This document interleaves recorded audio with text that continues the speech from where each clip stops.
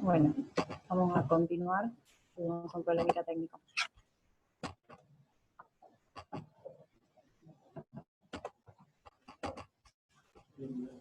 No pasa.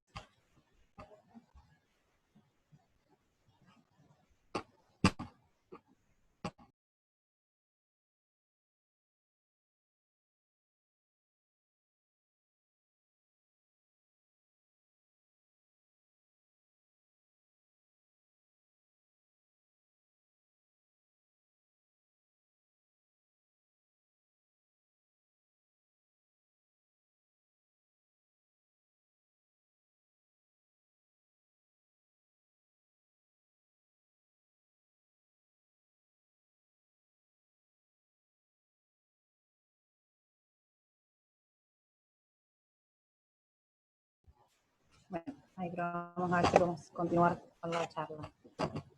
Bien, uno de los hallazgos importantes que podemos encontrarnos en el electrocardiograma del atleta es la presencia de criterios de voltaje de hipertrofia ventricular izquierda.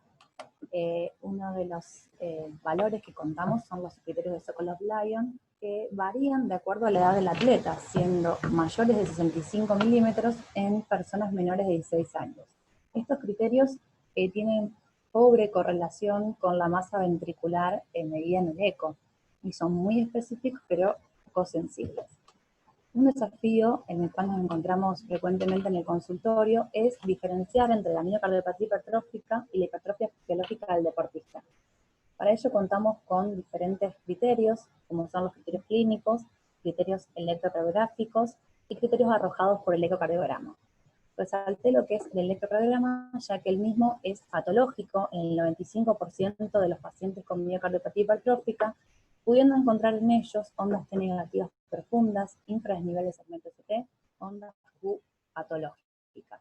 No así en los pacientes con repolarización, en los pacientes con hipertrofia fisiológica, que es habitual encontrarnos con signos de reaparición precoz en precordiales, ondas T baotónicas que son picudas, positivas. Un parámetro interesante que también nos permite valorar este diagnóstico diferencial es la reversibilidad de la hipertrofia con el desentrenamiento. Para ello contamos con dos estudios muy interesantes, uno publicado en 1993 con Meiron y Felicia, que evaluaron parámetros como el septum y el tamaño de la cavidad del ventrículo izquierdo, luego de estudiar atletas olímpicos que habían finalizado los Juegos Olímpicos del 88 y entraron en una etapa de desentrenamiento. Entre 6 y 34 semanas, una media de 3 semanas. Y ellos observaron que luego de ese entrenamiento, tanto el septum como el tamaño de la cavidad se reducía. Posteriormente, un estudio con los mismos autores en el año 2002 observaron estos mismos hallazgos, que tanto el diámetro como el espesor, como la masa ventricular izquierda, se reducía luego del desentrenamiento. Sin embargo, en un 20% de los atletas se observó que persistía una hipertrofia ventricular izquierda residual, pero ese grupo de pacientes se lo siguió en el tiempo y no se relacionó con ningún evento en el tiempo, así que eso es muy importante. Otro hallazgo que podemos encontrarnos, y es normal en el electro del atleta, es la presencia de trastornos de conducción intraventricular. Esos trastornos se pueden observar en el electro como melladuras, muescas, en la parte distal de la R, fundamentalmente en cara inferior y en B5, B6. Se relaciona con la hipertrofia ventricular y según un registro español se presenta en el 45% de los varones y en el 33% de las mujeres. Es habitual encontrarnos con que los atletas presentan trastornos de conducción tipo bloqueo incompleto de rama derecha, que cuando este se asocia a repolarización precoz y a ondas T negativas o bifásicas,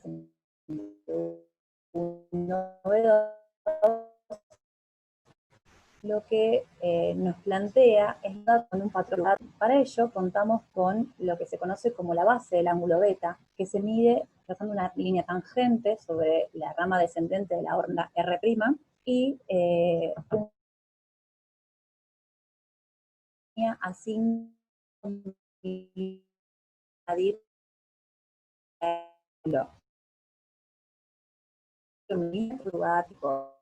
es a favor de un trastorno de conducción tipo bloqueo incompleto de la rama derecha, habitual de ver en el electro de la figura A con el de la figura B, y vemos R', el atleta. ¿Qué características varía según la en el primer electro, que presenta un atleta caucásico con reproducción precoz en precordiales medias asociadas a ondas T vagotónicas, que son ondas T de alto voltaje, picudas, a diferencia del electro de la derecha, que es un atleta de raza negra, en donde presenta signos de reproducción precoz asociados a ondas T negativas de B1 a B3, que ya en algunos casos puede llegar hasta B4, y es un hallazgo habitual. Y acá me interesa detenerme unos minutos, ya que este hallazgo, que inicialmente se vio que era fisiológico en la raza negra de atletas, se vio posteriormente en un estudio publicado en el año 2016 que aquellos atletas que tenían ondas T negativas de B1 a B4 precedidas por una elevación del punto J, este parámetro tenía un valor predictivo negativo del 100% para excluir miocardiopatías.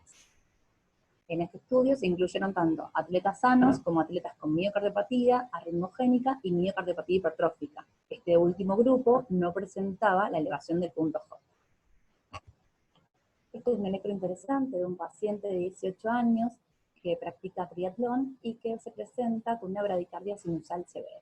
Sin lugar a dudas, la bradicardia sinusal es el trastorno de ritmo más frecuente de encontrar, pero lo característico es que es habitual encontrar frecuencias entre 40 y 60 latidos, como podemos ver en la tabla de la derecha, que son datos arrojados por un registro español, que muestra que lo más frecuentemente es encontrar frecuencias entre 40 y 60, rara vez encontramos frecuencias de 30, aunque esto se va a relacionar con el tipo de deporte que practique y la duración del mismo, siendo habitual encontrar frecuencias cardíacas extremadamente bajas en los deportistas que realizan buceo y fundamentalmente con la modalidad de apnea.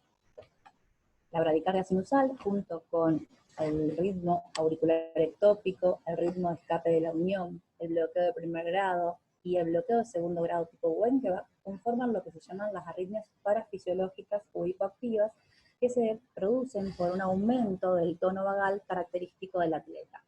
Entonces, como mensaje número 1, podemos decir que la bradicardia sinusal, el bloqueo de primer grado y el bloqueo tipo Wenckebach asintomático deben considerar hallazgos fisiológicos en el atleta. Una bradicardia sintomática, como primera medida, requiere suspender la actividad física y valorar posteriormente su reversibilidad con el desentrenamiento. Bradicardias extremas o bloqueos AV de primer grado severos requieren estudios adicionales. Como primera medida podría ser una prueba de esfuerzo para evaluar la reversibilidad con la descarga enérgica. Y aquellos bloqueos más avanzados se consideran patológicos y se deben tratar de acuerdo a las guías de la práctica clínica. Y entramos en lo que son las ondas T negativas, un capítulo muy interesante en el atleta, en donde se van a considerar anormales cuando encontramos ondas T negativas en aquellas derivaciones donde no es habitual encontrar, exceptuando ABR, D3 y D1, en cara anterior, cuando no cumplen con los criterios que mencionamos previamente, de estar precedidas por elevación del punto J o presentarse en menores de 16 años, o cuando se presentan en derivación lateral, inferolateral o inferior. Este es un electro de un deportista de 24 años que realiza fútbol de forma competitiva, es asintomático y acude a la consulta para una evaluación preparticipativa. Presenta ritmo sinusal con onda T negativa de B1 a B6, no precedida por elevación del punto J, también presente en cara inferior y en cara lateral. Debido a estos hallazgos se realiza un ecocardiograma y el mismo es normal.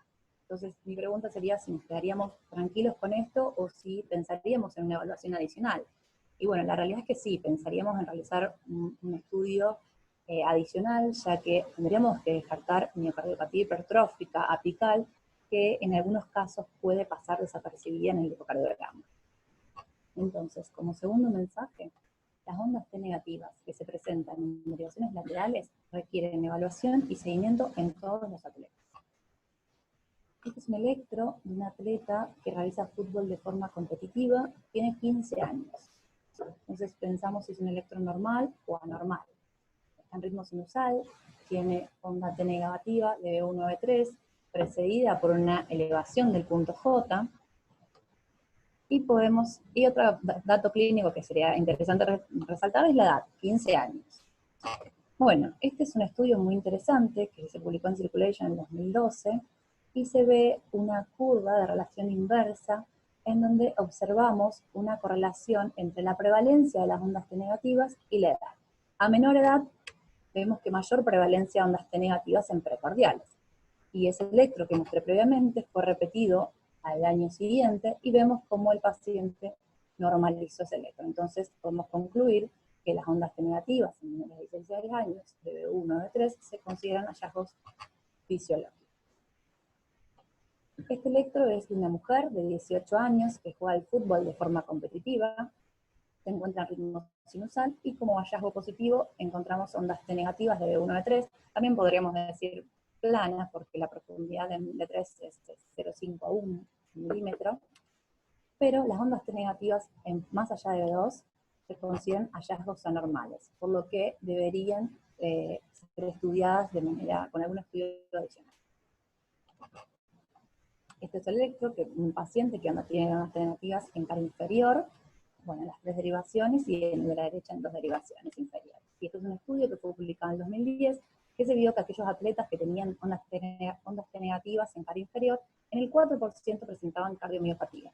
Por lo que, ante la presencia de un atleta con ondas T negativas en 2 o más derivaciones inferiores, se deben considerar hallazgos anormales y requieren de un estudio adicional.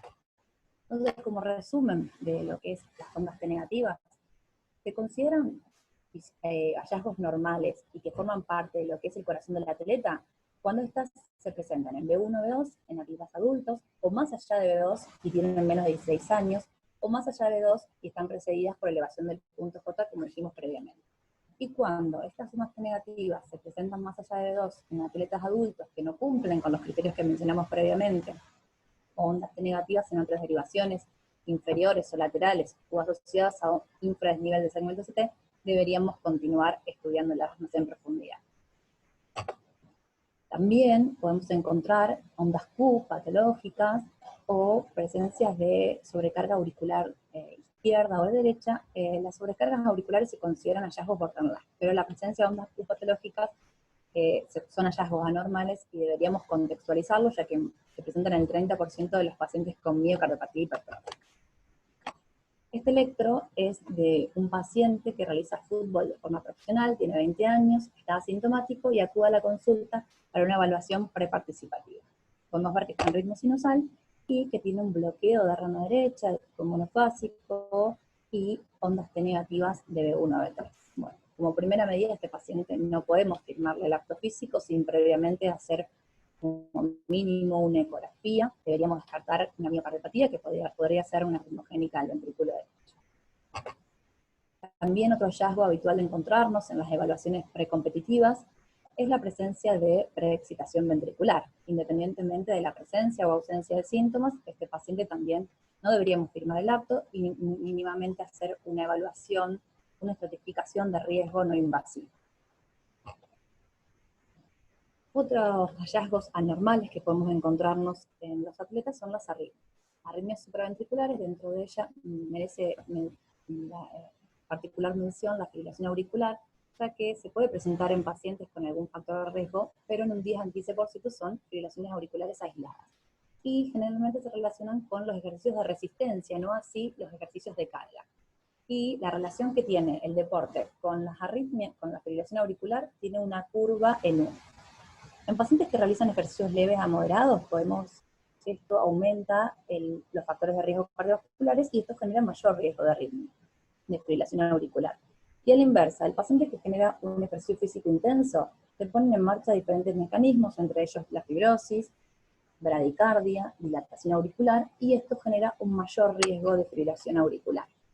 La fibrosis fue demostrada en un estudio hecho en ratas, pero no en humanos. Pero sí en humanos se vio que presentaban un aumento de las concentraciones plasmáticas de los marcadores proinflamatorios. También es común de encontrarnos arritmias ventriculares durante el deporte.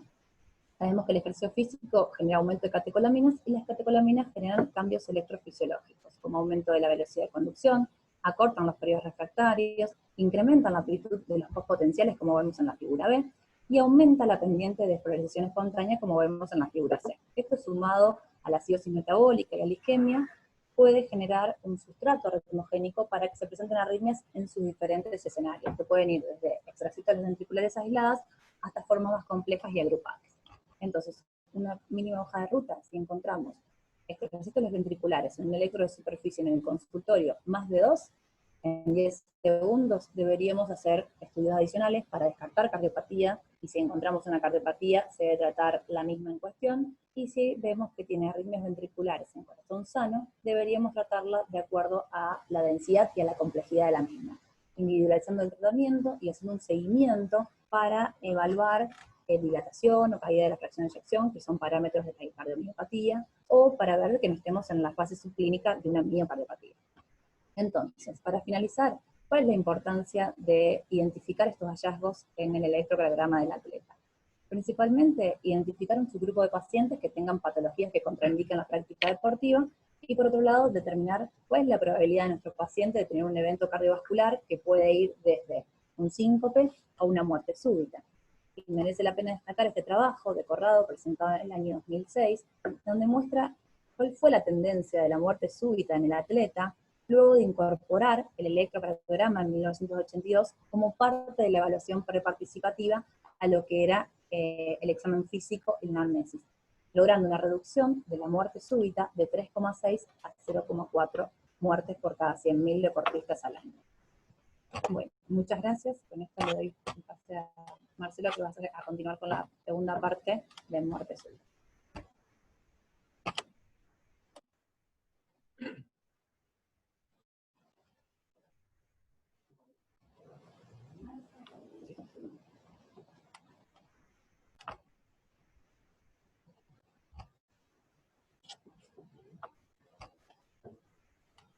Bueno, también realmente una excelentísima programa.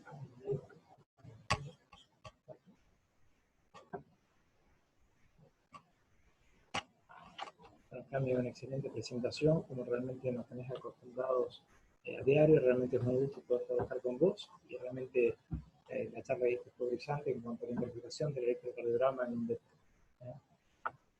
Como ustedes saben, la muerte súbita cardíaca, la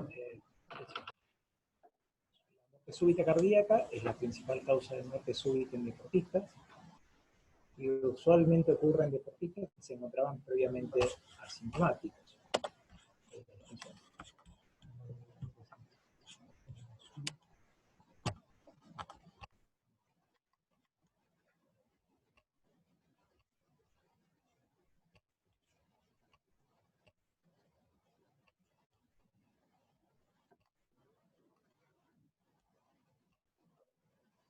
La muerte súbita cardíaca es la principal causa de muerte súbita en deportistas. Hoy en día es uno de los desafíos más importantes de la cardiología moderna. Comúnmente es la primera manifestación de una enfermedad cardiovascular subyacente. Usualmente ocurre en atletas que se encontraban previamente asintomáticos. La definición de la Sociedad Europea, del American College y del American Heart, hoy por hoy se ha unificado y establecen que la muerte súbita es aquella que ocurre en forma natural, no traumática o violenta, en forma inesperada, dentro de la hora del inicio de los síntomas, en un individuo que se encontraba en aparente buen estado de salud y que se encuentra realizando sus actividades habituales en el momento del suceso fatal. En aquellas muertes que no han sido presenciadas o que ocurren durante el sueño, el fallecido debe haber sido visto con vida, estable, en una situación estable en las 24 horas previas. Hoy por hoy se conoce como muerte súbita en relación con el deporte, cuando la misma sucede durante la actividad deportiva o la hora se siente a la misma. La muerte súbita realmente es un hecho relativamente infrecuente que tiene un gran impacto en la sociedad, que usualmente ocurre en individuos jóvenes que representan el paradigma de la salud. En cuanto a su prevalencia, en el noreste de Italia se estima que se encuentra en torno a 2 por cada 100.000 deportistas por año, mientras que en Estados Unidos la prevalencia es ligeramente menor. Pero esto puede darse exclusivamente a cuestiones metodológicas, por menor edad de los pacientes en Estados Unidos, registros observacionales, retrospectivos. Se sabe que aproximadamente el 40% de las muertes súbitas en atletas ocurren menores de 18 años, La edad promedio de presentación es de 23 años y existe una clara predilección por el sexo masculino, con una relación hombre-mujer en relación entre 9 y 10 a 1. 90% de las mismas ocurren durante o inmediatamente después del ejercicio, y la causa más frecuente de muerte súbita es la patología cardiovascular, siendo responsable del 74 al 94% de los casos. Distintas patologías, principalmente hereditarias, estructurales o eléctricas que vamos a mencionar, son responsables de muerte súbita en atletas jóvenes. Y por otro lado, no tenemos que olvidarnos que la actividad competitiva en algunas series ha demostrado incrementar el riesgo de muerte súbita en 2.5 veces, pero no por ello olvidarnos del claro beneficio de la actividad aeróbica en cuanto a la prevención de la enfermedad, sobre todo la enfermedad aterosclerótica coronaria. En cuanto a la etiología, en individuos menores de 35 años, podemos ver en el gráfico de la izquierda, en el estudio Meiron y colaboradores, como una miocardiopatía hipertrófica es la principal causa de muerte súbita en los Estados Unidos. Otras causas son anomalías congénitas de las arterias coronarias, miocardiopatías, canalopatías, distintas patologías cardiovasculares, mientras que, por ejemplo, en el noreste de Italia la causa más es la miocardopatía arritmogénica del derecho, siendo una cuarta parte. La enfermedad aterosclerótica coronaria constituye la principal causa de muerte súbita. En este gráfico lo que podemos ver como a medida que la población va envejeciendo, la prevalencia de la enfermedad aterosclerótica aumenta y constituye la principal causa en deportistas recreativos y competitivos. Y por otro lado, es responsable, afecta a 1 de cada 18.000 individuos por año. Otras causas en individuos mayores de 35 años pueden ser las anomalías congénitas de las arterias coronarias, miocarditis, miocardiopatías y la disección de la aorta. También es importante conocer el ritmo documentado al momento de la muerte súbita, ya que como vemos en el panel arriba a la izquierda, podemos ver cómo en pacientes con una cardiopatía isquémica aguda, estos pacientes presentan una fibrilación ventricular sin una taquicardia ventricular previa, mientras que en estos individuos, pacientes ambulatorios con un deterioro de la fracción de eyección, es muy común que una taquicardia ventricular degenere en una fibrilación ventricular, mientras que en pacientes con insuficiencia cardíaca avanzada hay un balance entre las taquiarritmias y las arritmias. En este gráfico clásico de Valletta y Luna y colaboradores, podemos ver cómo principalmente son las taquiarritmias los ritmos documentados al momento de la muerte súbita. Esto es muy importante, sobre todo en aquellos estudios en donde evalúan pacientes que han sido reanimados y resucitados de un paro cardíaco. Pero también un estudio importantísimo de Marijón y colaboradores en Francia, en donde observó que entre los predictores más fuertes de sobrevida fuera del hospital, dentro del hospital, fue la desfibrilación precoz y la implementación de las medidas de reanimación cardiopulmonar básica. El reconocimiento cardiológico preparticipación deportiva tiene entonces como objetivo detectar en forma precoz aquellas cardiopatías capaces de constituir un riesgo de muerte súbita que se pueden agravar durante la práctica deportiva.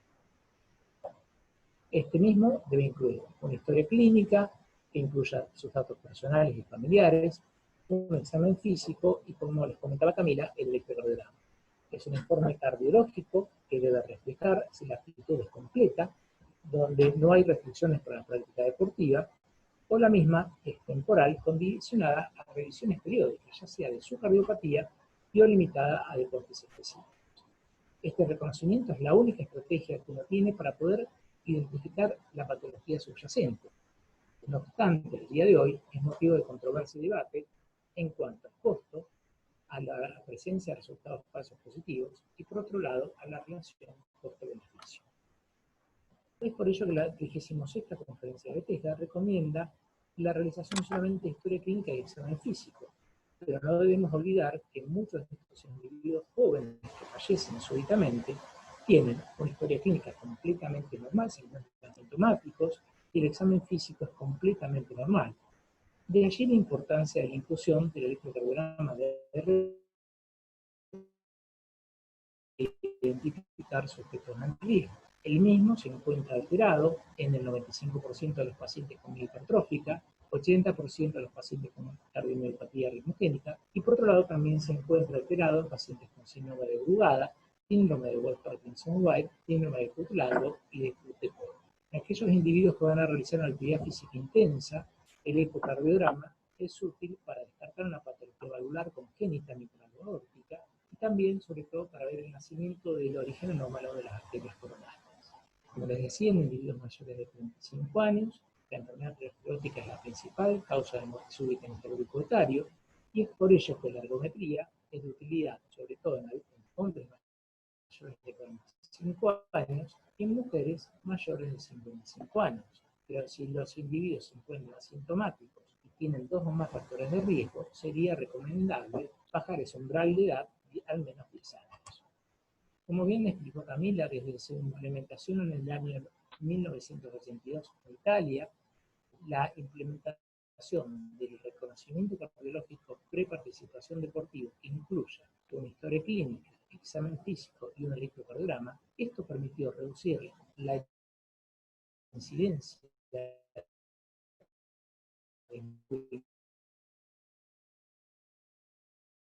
3.6 a 0.4 muertes por año, a diferencia del 1%, lo cual fue estadísticamente citado. Por lo tanto, es importante realizar un electrocardiograma, pero también es fundamental poder interpretar de forma adecuada. En el año 2017 se dieron a conocer las recomendaciones internacionales para la interpretación en atletas, y el año pasado se dieron a conocer las recomendaciones para la participación en deportes competitivos y en deportes recreativos en pacientes portadores de distintas cardiopatías. No obstante, este programa, debido a la presencia de falsos negativos, sobre todo ante la presencia de anomalías congénitas de la una ortopatía, con expresiones incompletas o prematuras de una miocardiopatía y una canalopatía. Y por otro lado, ante condiciones como myocarditis, miocarditis y desórdenes hidroelectrolíticos. Aquí podemos ver, por ejemplo, el caso clínico de un individuo de 22 años de edad, de sexo masculino, jugador de básquet, sintomático por palpitaciones y presíncope. Como bien explicaba Camila, el electrocardiograma es francamente patológico, uno debe colocar acá, poner una bandera roja, y tiene hallazgos anormales como son inversión de ondas T en mayor a 1 milímetro en 2 o más derivaciones contiguas, con depresión de segmentos T en 2 o más derivaciones. En este caso se realizó un ecocardiograma y ulteriormente una resonancia hipertrófica, y por otro lado se observó el realce tardío con Gabri. Como les comentaba anteriormente, la miocardiopatía hipertrófica es la principal causa de muerte súbita en gente joven, sobre todo en Estados Unidos. Es por ello que es importante poder determinarla y poder detectarla, y por otra parte debemos reconocer que muchos de los individuos se encuentran asintomáticos. Algunos pueden presentar angina, palpitaciones y síncopes, como el paciente de este caso clínico, pero por otro lado, la muerte súbita puede ser la primera manifestación de la enfermedad. Uno en este caso debería siempre tener presente la diferenciación entre una hipertrofia fisiológica del deportista versus una verdadera miocardiopatía hipertrófica, existiendo esa zona gris con grosones parietales entre 13 a 15 milímetros, en donde uno tiene que hacer el diagnóstico diferencial. La hipertrofia fisiológica del deportista, que se observa hasta en un 13 a 18% de atletas del sexo masculino, fundamentalmente de raza negra, versus la miocardiopatía hipertrófica verdadera. En la hipertrofia fisiológica, lo que uno ve es una hipertrofia armónica, una dilatación armónica, una hipertrofia homogénea, con una dilatación armónica de las 4 cavidades, mientras que en individuos con una miocardiopatía hipertrófica, como en el caso, la hipertrofia generalmente es asimétrica, existen alteraciones en algunos casos de la función diastólica, y por otro lado se pueden acompañar de anomalías de la motilidad segmental. Las recomendaciones en cuanto a la participación deportiva en atletas con miocardiopatía hipertrófica ha tenido una gran evolución en los últimos años.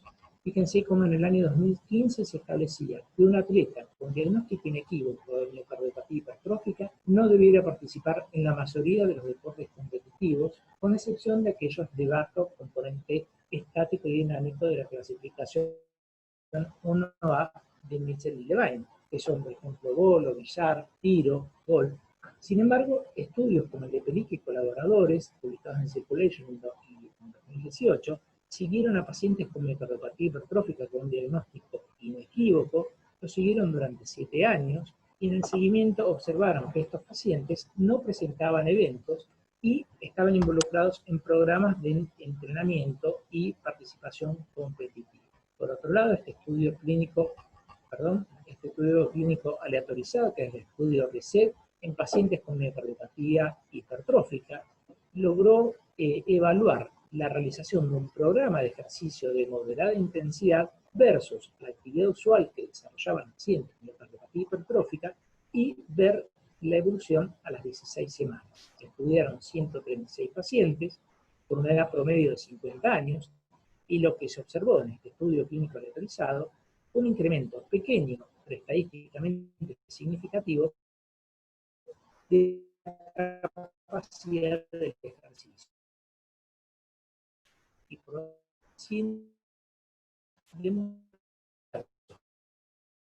arritmias ventriculares sostenidas, muerte súbita, paro cardíaco o shock apropiado del desfibrilado. Esto realmente más adelante profundiza un poquito más esto, porque realmente es muy importante en cuanto a la cardiopatía hipertrófica.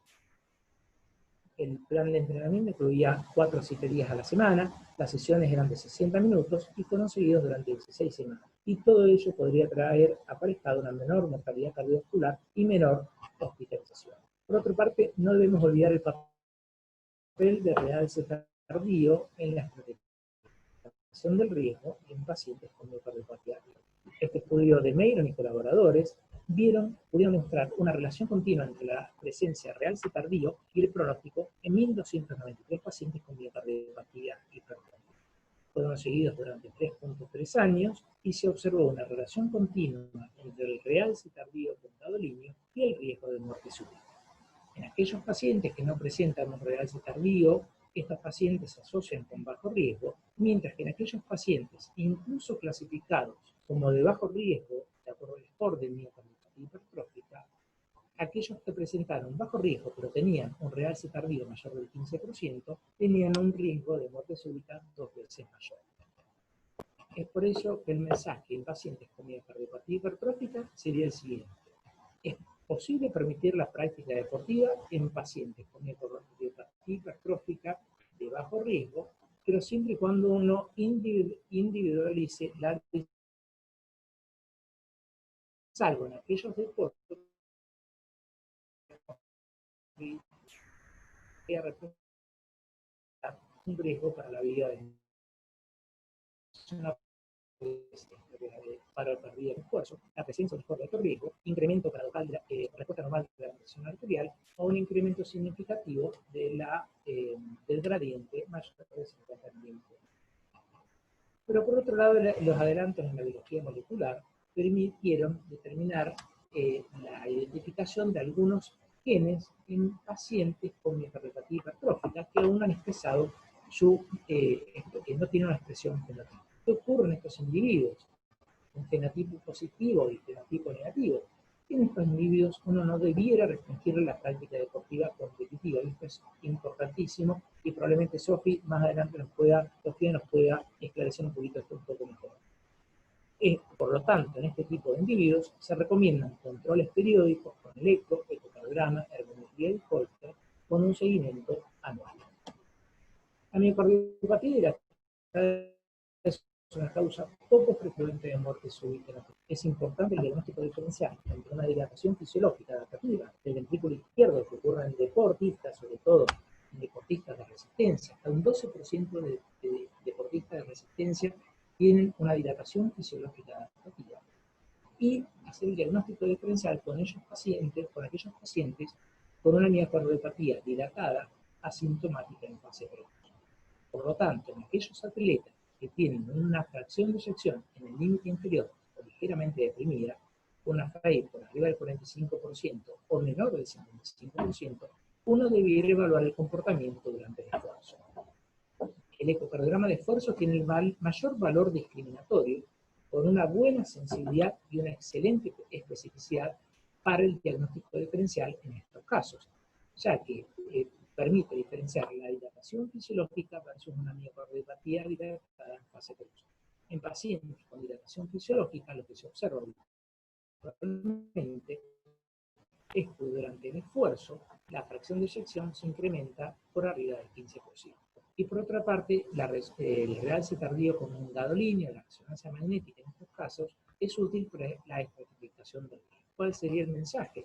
Aquellos pacientes con diagnóstico inequívoco de miocardiopatía dilatada podrían participar solamente en aquellas actividades de baja intensidad estática y dinámica de la clasificación 1A de Mitchell-Levine, de tipo recreativo y de tiempo libre no competitivos. No compactada es una patología relativa en donde existe la opción del proceso de combate en la quinta y octava pactada. Se calcula que aproximadamente el 20% de los deportistas altamente entrenados muestran un patrón hipertrabeculado y 8.1 cumplen criterios morfológicos de no compactación. Pero solamente el 0.9% de los atletas con hipertrabeculaciones exhiben otras anomalías clínicas que apoyan el diagnóstico de miocardio no compacto. Por lo que en aquellos individuos asintomáticos con hipertrabeculaciones, en quienes no se puede establecer el diagnóstico de certeza de miocardio no compacto, uno les podría otorgar la aptitud condicionada a revisiones periódicas, incluso semejantes. Aquí podemos ver el electrocardiograma francamente patológico en un paciente con una miocardiopatía no compactada, con depresión del segmento ST de dimensiones infrarterales. La imagen ecocardiográfica, en la flecha de color rojo, nos está mostrando la no compactación en la imagen ecocardiográfica, y en el panel de la derecha podemos ver la imagen con la resonancia magnética. Este individuo con un diagnóstico inequívoco y asintomático de miocardio no compactado no debiera participar en deportes competitivos, salvo en aquellos deportes de tipo 1. La miocardiopatía ritmogénica es clásicamente afecta al ventrículo derecho, pero en algunas ocasiones se objetiva compromiso biventricular e incluso existen formas de predominio. Lo que se ha visto en los últimos años es que existiría una variante clásica, una variante agravada por el ejercicio y una variante causada por el ejercicio, existiendo un continuum de un espectro clínico y fisiopatológico entre las tres variantes. Aquí podemos ver el caso clínico de un individuo de 16 años, de sexo masculino, ciclista de élite, que se encontraba asintomático sin antecedentes familiares de jerarquía, que concurre a un reconocimiento cardiológico pre-participación deportiva. Podemos ver, y esto nos da una señal de alerta, ondas T negativas más allá de B2 y B3, aquí en este caso de B1 a B4, un ascenso demorado de la onda S en B2, con desde el nadir de la onda S hasta el punto J mayor de 55 a 60 milisegundos, la presencia de ondas épsilon en B1 y complejos RS de bajo voltaje. En este caso se puede confirmar el diagnóstico de miocardiopatía arritmogénica del ventrículo derecho, y lo que es importante es que en los pacientes con miocardiopatía ritmogénica, en casi un 77% de los casos, más allá de la alteración de las ondas T en las derivaciones anteriores, esto se acompaña de anomalías electrocardiográficas como ser inversión de ondas T en la región infralateral, complejos de bajo voltaje o la piosectomía. Este trabajo realmente realizado por Hugh Calkins es importantísimo en cuanto a que logró determinar que el ejercicio físico, lo que se había observado en estudios experimentales en animales, se logró demostrar en seres humanos. El ejercicio físico aumenta la penetrancia de la miocardiopatía ritmogénica. Se observó que en atletas de rendimiento los síntomas ocurren a una edad más temprana y existe una menor sobrevida libre de eventos arrítmicos, ya sea taquicardia ventricular, fibrilación ventricular o insuficiencia cardíaca. En color azul podemos ver no atletas, y en color verde podemos ver aquellos individuos que realizaban actividad física en forma regular. El mensaje de miocardiopatía ritmogénica, entonces, es que existe una sólida evidencia de que el ejercicio físico competitivo incrementa la penetrancia de la enfermedad, acelera su progresión y aumenta el riesgo de sufrir eventos arrítmicos. Esto es una recomendación clase 2A, obviamente con nivel de evidencia C de consenso de expertos. La restricción al ejercicio físico es primordial en el abordaje terapéutico de estos pacientes, ante la presencia de síncope, muerte súbita o arritmias ventriculares sostenidas, los mismos constituyen factores de riesgo, por lo tanto está indicado el implante de un CDI, y las recomendaciones en cuanto al ejercicio en atletas asintomáticos con genotipo positivo y genotipo negativo serían idénticas a aquellos con formas manifiestas debido al claro efecto del ejercicio. En cuanto a la progresión de la enfermedad, las miopericarditis son causas poco frecuentes de muertes súbitas, pero en estos casos los individuos no debieran participar mientras el proceso inflamatorio se encuentra activo y pasados al menos 3 a 6 meses debieran ser reevaluados con ecocardiograma, electrocardiograma o electrocardiograma. La función sistólica es normal, no existen arritmias y los marcadores bioquímicos son normales, es razonable que retomen su entrenamiento y su actividad competitiva. Y para finalizar, vamos a hablar un poquitito de canalopatías. Las canalopatías son síndromes arrítmicos primarios, son responsables de 4% de causas de muerte súbita en deportistas. No obstante, en algunas autopsias se ha observado y en estudios post-muerte se ha observado que esta prevalencia podría ser un poquito mayor. Los desencadenantes va a variar de acuerdo al gen afectado y de acuerdo al canal iónico que esté involucrado. Y como ejemplo podemos ver este caso de un individuo de 15 años, de sexo masculino, que presentó un síncope previo a un partido de fútbol, no tenía antecedentes familiares relevantes, y lo que podemos ver es una prolongación del intervalo QT con un QT absoluto de 560 milisegundos, corregido por la fórmula de Bassett, se encuentra en torno a los 511 milisegundos. La recomendación es que en aquel individuo con un QT corregido mayor de 500 milisegundos de deportista, esto es altamente sugestivo de síndrome de QT largo. Mientras que en aquellos hombres con un QT corregido mayor de 470 o en la mujer con un QT corregido mayor de 460, el mismo es anormal, especialmente si uno observa, como en este caso, ondas tenelladas en las precordiales o una prolongación paradójica del intervalo QT durante el esfuerzo. Los adelantos en la terapéutica del síndrome de QT largo, pero con el empleo de beta-bloqueantes, cardiodesfibriladores, simpatosectomía, pudieron lograr que las tasas de muerte súbita y de eventos clínicos significativos mayores se redujera en los últimos años. Fíjense cómo en los artículos iniciales de Peter Schwartz en 1985, los artículos de Arthur Moss, Silvia Priori, la incidencia, las tasas de eventos clínicos mayores y de muerte súbita se redujo notablemente. Es por ello que el mensaje en pacientes con síndrome de QT largo, en deportistas, con un tratamiento adecuado, que se encuentre asintomático en 3 meses previos, estos individuos podrían participar de cualquier deporte, con excepción de la natación en el síndrome de QT largo tipo 1, y siempre que se cumplan con todas las medidas de prevención.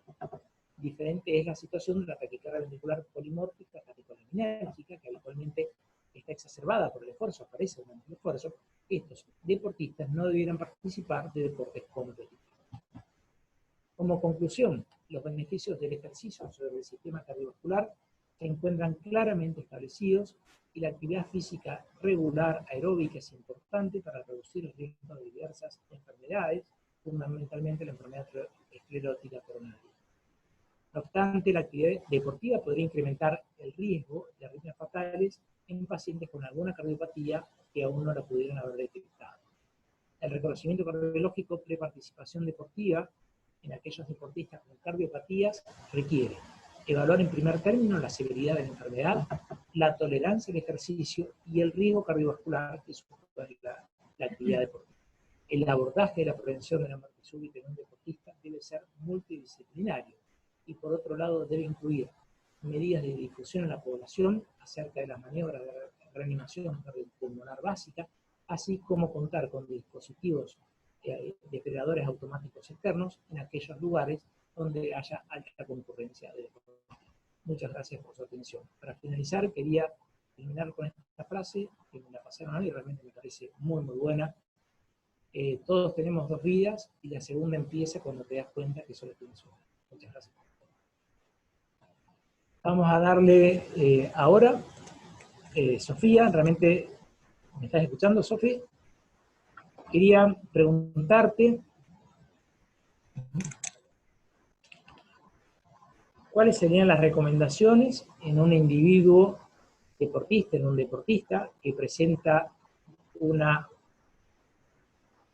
¿Cuáles serían las recomendaciones para la participación deportiva en aquellos atletas asintomáticos que tienen un genotipo positivo y un genotipo negativo, no tienen aún una expresión fenotípica, en pacientes con síndrome de cutis largo, síndrome de Brugada, incluso síndrome de repolarización precoz, e incluso en otras coronopatías menos frecuentes como el síndrome de cutis largo o en la taquicardia ventricular polimórfica catecolaminérgica? Hola, ¿me escuchás, Marcel? Perfecto. Bueno, con respecto a las canalopatías, en caso de genética positiva y fenotipo negativo, tenemos dos grandes grupos. Por un lado, la T polimorfa catecolaminérgica, la FB idiopática y el síndrome de QT corto, que en esto no hay demasiada evidencia, entonces se debería tener una actitud un poco más conservadora. Y por otro lado está el síndrome de QT largo, el síndrome de Brugada y el síndrome de repolarización precoz, que en esos casos se podría indicar el entrenamiento competitivo incluso, teniendo en cuenta algunas cuestiones, como por ejemplo, evitar las drogas que prolonguen el QT en el síndrome de QT largo, evitar las drogas que exacerben el síndrome de Brugada, en el síndrome de Brugada, evitar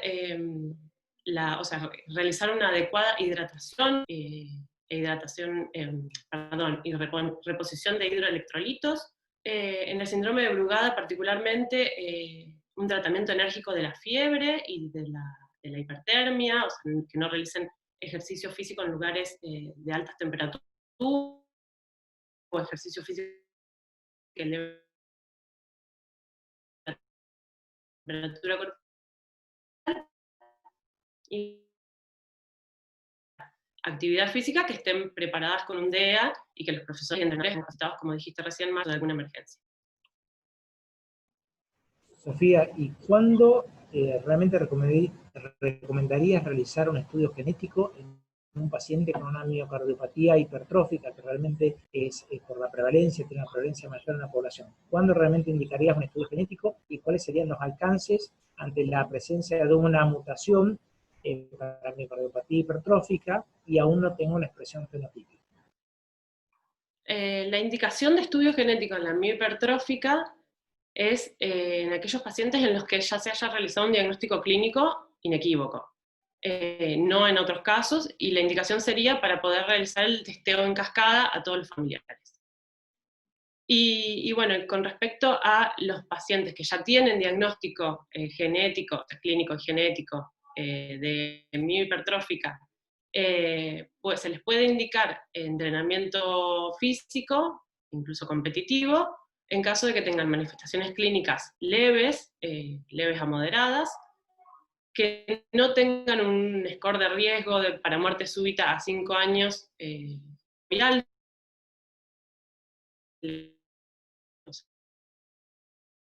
que sea bajo, y siempre y cuando no se hace esa recomendación en los jóvenes.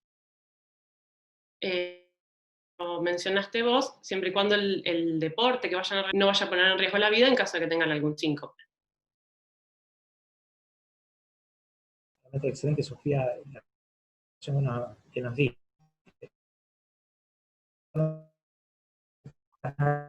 Ahí también es el jefe de realmente lleva a cabo un programa de entrenamiento muy importante de deportistas. A él, con muchísimos resultados. Te quería hacer una consulta. En aquellos pacientes con miocardiopatía dilatada, pueden programas de entrenamiento a estos pacientes debieran realizar. Y también te hago la segunda pregunta, así lo hacemos un poquito más dinámico.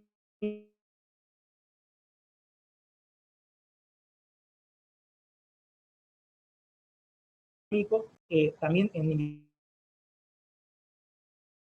cardíacas máximas. No tenemos seguimiento de estos pacientes para poder sacar una conclusión sobre la mortalidad, pero sí al reducir o al mejorar la capacidad funcional, mejoraríamos su pronóstico. Y a su vez también hay un estudio en pacientes ya en rehabilitación, en los cuales los pacientes sintomáticos por insuficiencia cardíaca y una miocardiopatía hipertrófica, los pacientes que se involucraban en un programa de rehabilitación con un seguimiento de 40 horas de entrenamiento, se veía una reducción de la clase funcional en un punto, o sea, bajaban de la New Heart, bajaban una clase funcional y aumentaban su consumo de oxígeno un 46%. Entonces tenían una franca mejoría. Como para llevar un mensaje a casa, en la miocardiopatía hipertrófica no deberíamos hacer un ejercicio intenso, pero sí deberíamos. Si el paciente tiene insuficiencia cardíaca o algún riesgo, deberíamos realizarlo en rehabilitación. Y por último, acotar que hay un seguimiento de los pacientes que por distintas cardiopatías o canalopatías tienen un cardiodesfibrilador, y un registro con un seguimiento a 4 años con 440 pacientes, en los cuales se ve que los pacientes que realizan actividad física, inclusive deportes de alto rendimiento, la mayoría eran jugadores de básquetbol, de fútbol o corredores, no se asoció a mortalidad ni a problemas con los dispositivos. Hubo más tasas de descargas en los pacientes en actividad, pero eso no se asoció con ningún problema futuro. Entonces tenemos el respaldo de que estos pacientes se pueden entrenar, obviamente 3 semanas luego del implante del cardiodesfibrilador, tranquilamente.